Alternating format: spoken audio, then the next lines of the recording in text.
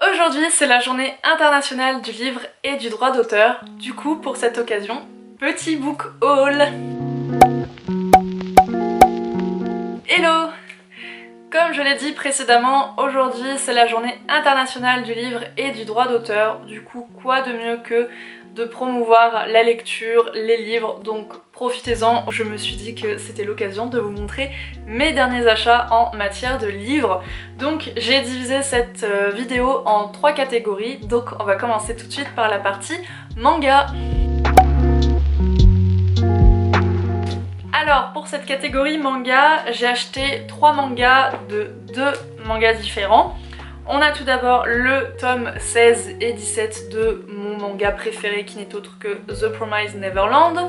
Voilà, je vous montre pas les couvertures parce que j'aurais peur de vous spoiler si vous êtes en train de les lire ou si vous avez prévu de les lire. Les mangas The Promised Neverland sont aux éditions Kazé. Donc The Promised Neverland, on va suivre l'histoire de Emma, Ray et Norman qui sont orphelins à l'orphelinat Gracefield House. Et du coup, donc comme ils sont dans un orphelinat, eh bien il y a plein d'autres orphelins avec eux, plein d'enfants. En fait, ils n'ont pas le droit d'aller à l'extérieur de l'orphelinat. La seule façon de sortir de l'orphelinat, eh bien c'est qu'un jour, on annonce à un des enfants qu'il va quitter l'orphelinat pour aller dans une autre famille.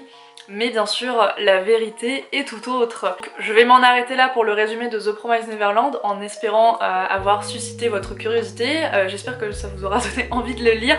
En tout cas, vraiment foncez, c'est vraiment un manga qui est super, il y a plein de rebondissements, il se passe toujours des trucs, t'es toujours un peu stressé. Le manga est en train de se finir, on arrive bientôt à la fin de The Promised Neverland. Voilà, entre SNK qui a fini, enfin le manga est fini du coup, l'attaque des titans, et The Promised Neverland qui touche à sa fin aussi. Ma vie n'aura plus aucun sens. Deuxième manga que j'ai acheté, il s'agit de Demon Slayer Kimetsu no Yaiba. Du coup c'est le tome 1. J'en avais bien sûr énormément entendu parler et c'est juste que ma liste de mangas à lire et d'anime à regarder est long comme le bras. Enfin acheté le tome 1 et j'ai très hâte du coup. Je vous avoue que j'ai déjà commencé un petit peu à lire et ça a l'air très chouette. Du coup pour ceux et celles qui ne connaîtraient pas Demon Slayer, l'histoire se passe au Japon au début du XXe siècle.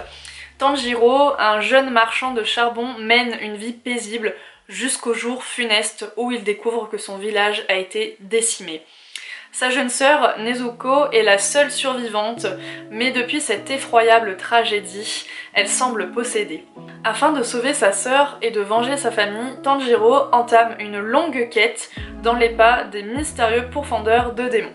Voilà, donc j'ai vraiment très hâte de le lire. Je pense que je regarderai également l'anime parce qu'il a l'air vraiment très cool. J'avais déjà commencé à regarder le premier épisode et franchement les visuels et tout sont... Vraiment, il a l'air vraiment très beau et j'ai hâte de du coup connaître l'histoire de Demon Slayer. Donc c'est tout pour les mangas, on va passer maintenant à la catégorie Asie. Donc on reste toujours un peu voilà, dans le Japon, l'Asie, tout ça, puisque du coup j'ai acheté 3 livres sur la thématique du Japon. On a tout d'abord le célèbre roman de Haruki Murakami, Kafka sur le rivage. Je sais pas s'il a été nommé, enfin si c'est un best-seller ou pas, en tout cas pour Haruki Murakami. Mais je sais que c'est son livre qui est le plus vendu, qui est le plus connu. Donc Kafka sur le rivage, je vais vous lire le résumé. Un adolescent, Kafka Tamura, quitte la maison familiale de Tokyo pour échapper à une malédiction oedipienne proférée par son père. De l'autre côté de l'archipel, Nakata, un vieil homme amnésique, décide lui aussi de prendre la route. Leurs deux destinées s'entremêlent pour devenir le miroir l'une de l'autre, tandis que sur leur chemin, la réalité bruisse d'un murmure envoûtant. Voilà pour le résumé de Kafka sur le rivage. Pareil, je vais pas vous mentir, j'ai commencé à le lire, j'en suis à la page 161. Je compte d'ailleurs aller juste après me prendre mon petit cappuccino et continuer de lire. Pour le moment, j'attends un petit peu voilà, l'intrigue, voilà, ça me plaît, il n'y a pas de problème, mais j'attends de voir du coup ça va mener parce qu'il y a à peu près 600 pages, donc bon, c'est un peu normal que ça prenne un petit peu du temps. Mais voilà, du coup pour Kafka sur le rivage. Alors ça, je suis totalement tombée dessus par hasard dans une librairie à Narbonne quand j'étais en vacances avec mon copain. Il s'agit du livre de l'illustratrice espagnole Amaya Arrazola, Wabi Sabi, un voyage au Japon. Donc le terme Wabi Sabi en fait c'est profiter de l'instant présent et trouver la paix et l'harmonie dans la nature et les petites choses, pardon. En fait c'est un concept vraiment japonais et du coup elle avait pour projet Amaya, donc l'illustratrice, de partir au Japon et du coup de réaliser un journal de bord illustré avec des petites notes et vous savez mon amour pour les illustrateurs, les illustrations, tout ça. C'est vraiment un livre qui se lit très rapidement, hein. Ça fait partie d'un beau livre de collection, voilà, c'est plus pour le plaisir de regarder des illustrations. Il y a quelques petites notes, il y a Totoro. Je vais quand même vous lire le résumé de Wabi Sabi pour que vous ayez un peu d'explication. Donc c'est ce concept attaché à la beauté de l'imparfait et du non conventionnel qu'Amaya a découvert à son arrivée à Tokyo un jour d'hiver. Elle restera au Japon un mois, réalisant un dessin par jour pour illustrer les particularités de la culture nippone, la nourriture, la vie dans la capitale, le caractère des Japonais, mais aussi pour partager les doutes qui l'ont accompagnée durant son séjour. C'est de ce projet intitulé Amaya Was Here qu'est né ce livre imparfait et non conventionnel. Vous y trouverez beaucoup de son auteur et nous l'espérons un peu de vous aussi. Voilà, donc c'est aux éditions First Edition et voilà, donc je vous mettrai bien sûr le compte Instagram de l'illustratrice en barre d'infos. Si vous aimez un peu les journaux de bord, voilà, les petits récits de voyage et que vous aimez en plus les illustrations, je vous conseille vraiment de vous tourner vers ce livre qui a l'air très sympa. Donc on reste toujours au Japon avec les recettes des films du studio Ghibli. Je louchais dessus depuis un moment, j'avais trop envie de me l'acheter. Donc on reste toujours au Japon avec les recettes des films du studio Ghibli. Je louchais dessus depuis un moment, j'avais trop envie de me l'acheter. J'adore, de toute façon j'adore les films Ghibli et j'aime bien cuisiner, donc ça tombe bien, c'était parfait. Donc en fait on va retrouver tout simplement toutes les recettes qu'on peut avoir dans tous les films des studios Ghibli. Donc on a des recettes des films du château ambulant, du château dans le ciel, la colline aux coquelicots, les contes de terre et mer, Kiki la petite sorcière, le voyage de Chihiro, Porco Rosso, enfin bref voilà, tous les films des studios Ghibli. Donc du coup on a par exemple les burgers maison de Pompoko, la très célèbre tourte de hareng au potiron de Kiki la petite sorcière, qui est d'ailleurs l'une des recettes pour laquelle j'ai acheté le livre. Vraiment je pense à un livre de recettes qui pourra convenir à tout le monde, que ce soit des enfants ou des adultes, parce que c'est vraiment expliqué très simplement, il y a les étapes et tout. Et enfin on va terminer cette vidéo avec la catégorie BD. Alors l'adolescente qui sommeille en moi était super contente à l'annonce que Julien Nil allait sortir Lou Sonata. Voilà, Lou Sonata, Lou c'est toute mon adolescence, je pense comme beaucoup de filles et de garçons, c'est notre adolescence, hein. Je lisais Lou quand j'étais au collège, au CDI, voilà on avait les loups, c'était un miracle, c'était trop bien. Donc si vous ne connaissez pas Lou, mais qu'attendez-vous? Je fais des rimes. Vraiment si vous connaissez pas Lou, mais vraiment lisez-les. Après si vous aimez bien les BD bien sûr.